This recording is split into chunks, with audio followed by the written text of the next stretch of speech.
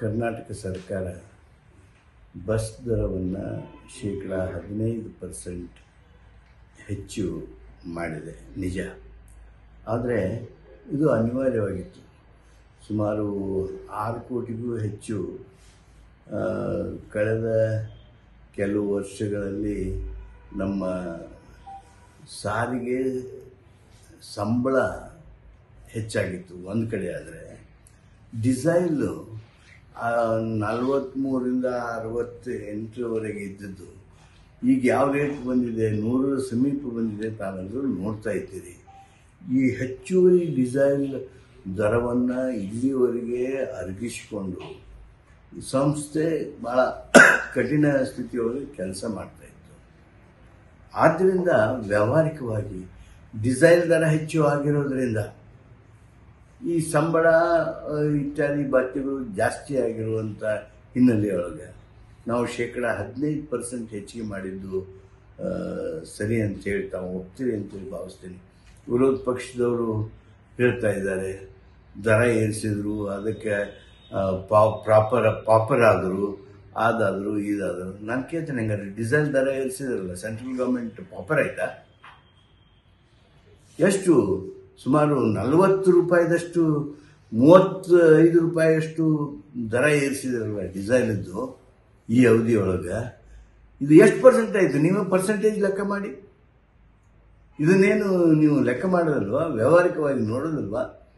ಎಲ್ಲದರಲ್ಲೂ ರಾಜಕಾರಣವೇ ಸರಿಯಾದದ್ದಲ್ಲ. ಆಂಧ್ರ, ತೆಲಂಗಾಣ, ಮಹಾರಾಷ್ಟ್ರ ಇವೆಲ್ಲವುಗಳಿಗಿಂತ ನಾವು ಹೆಚ್ಚು ಮಾಡಿದ ನಂತರವೂ ಸಹಿತ ಕಡಿಮೆ ಇದ್ದೇವೆ. ತಮ್ಮ ಗಮನಕ್ಕಿರಲಿ. ಕರ್ನಾಟಕ ಸರ್ಕಾರ ಬಸ್ ದರವನ್ನು ಶೇಕಡ 15% ಹೆಚ್ಚು ಮಾಡಿದೆ ನಿಜ. ಆದರೆ ಇದು ಅನಿವಾರ್ಯವಾಗಿತ್ತು.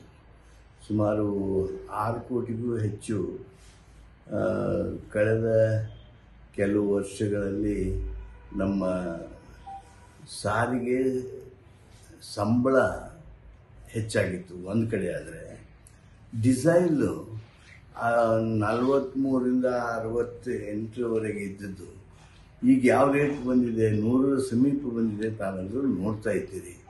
ಈ ಹೆಚ್ಚುವರಿ ಡಿಸೈಲ್ ದರವನ್ನು ಇಲ್ಲಿವರೆಗೆ ಅರಗಿಸಿಕೊಂಡು ಸಂಸ್ಥೆ ಭಾಳ ಕಠಿಣ ಸ್ಥಿತಿಯೊಳಗೆ ಕೆಲಸ ಮಾಡ್ತಾಯಿತ್ತು.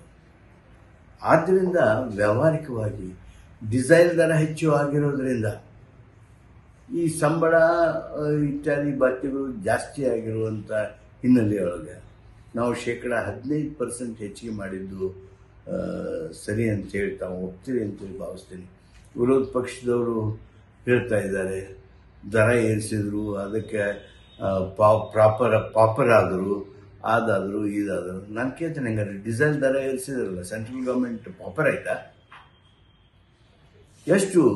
ಸುಮಾರು 40 ರೂಪಾಯಿದಷ್ಟು, 35 ರೂಪಾಯಿಯಷ್ಟು ದರ ಏರಿಸಿದ್ರಲ್ಲ ಡಿಸೈಲದ್ದು ಈ ಅವಧಿಯೊಳಗೆ.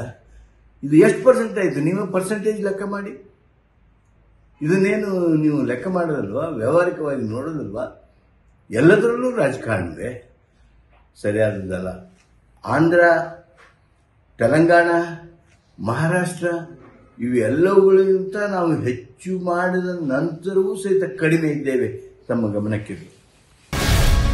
ಗ್ಯಾರಂಟಿ ನ್ಯೂಸ್, ಸುದ್ದಿ ಖಚಿತ, ನ್ಯಾಯ ನಿಶ್ಚಿತ.